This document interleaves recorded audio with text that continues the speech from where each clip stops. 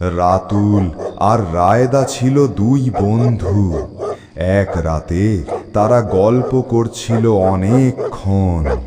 রায়দা বলল, চল, দেরি হয়ে গেছে, তুই গ্রামে যাবি, আমি শহরে।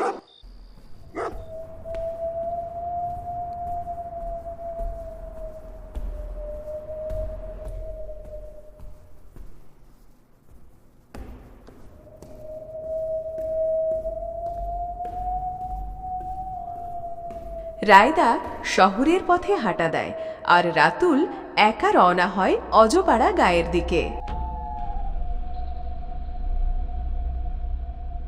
রাতুল অনেক ভয় নিয়ে ধীরে ধীরে হাঁটতে থাকে অজপাড়া গায়ের দিকে।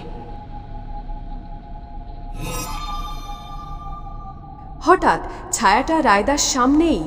এক পলকে সেই মুখটা দেখে রায়দা চিৎকার করে ওঠে, আহ আহ আহ, আর সঙ্গে সঙ্গেই অজ্ঞান।